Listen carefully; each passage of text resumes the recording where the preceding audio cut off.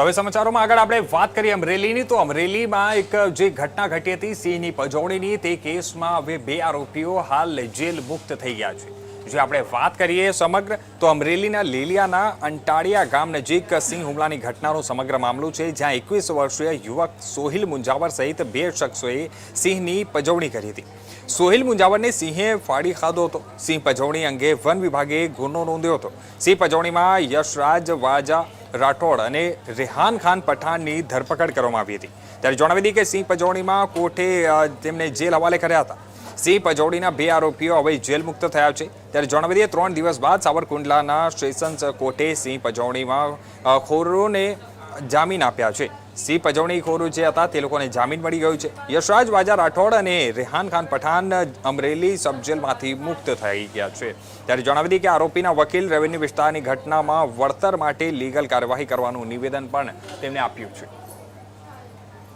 આજે રીલિયા જે સિંહ પજવણી મામલો બન્યો હતો અને એમાં 3 યુવક જોવા ગયા હતા। એક યુવકનું મૃત્યુ થયું હતું અને જેના મામલે 2 વ્યક્તિઓને રિમાન્ડ પણ મંજૂર થયા હતા અને આજે જામીન મળ્યા છે। તો ત્યાં જ્યારે જામીન આપવામાં આવ્યા છે અને જંગલ ખાતાની શું સ્થિતિ રહી ગઈ? નમસ્કાર, હું સાજિદ ખાન પઠાણ એડવોકેટ। લીલિયા જંગલ ખાતા દ્વારા જે ફરિયાદ ઇલીગલી લાઇન શોની જે ફરિયાદ કરવામાં આવી હતી એ ફરિયાદ અનુસંધાને એક અમારા ક્લાયન્ટનું મૃત્યુ થયું છે અને 2 જણાને એરેસ્ટ કરેલા।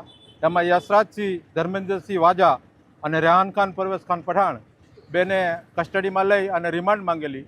નામદાર લીલિયાના મેજિસ્ટ્રેટ સાહેબે 2 દિવસના રિમાન્ડ આપેલા। રિમાન્ડ બાદ એઓને જેલ હવાલે કરી દીધેલા। ત્યારબાદ અમોએ એડિશનલ સેશન જજ સાવરકુંડલાના શેટ્ટી સાહેબની કોર્ટમાં જામીન અરજી મૂકેલી। જામીન અરજી અન્વયે આજરોજ નામદાર કોર્ટે અમારી દલીલો સાંભળી અને એમાં એવું તારણ લેવામાં આવ્યું કે જે કાંઈ ઓફેન્સ હતો એ 3 વર્ષની સજાની જોગવાઈનો ઓફેન્સ હતો। તેમ છતાં કોર્ટે એવું ગ્રાહ્ય રાખ્યું કે આ કસ્ટડી છે ઇલીગલી કસ્ટડી છે અને 3 વર્ષની સજાની જોગવાઈનો ગુનો હોવા છતાં આને કેમ તમે બંધન રાખ્યા, એ અમારી દલીલ ગ્રાહ્ય રાખી અને નામદાર કોર્ટે આજરોજ બંને આરોપીઓને જામીન ઉપર મુક્ત કર્યા છે।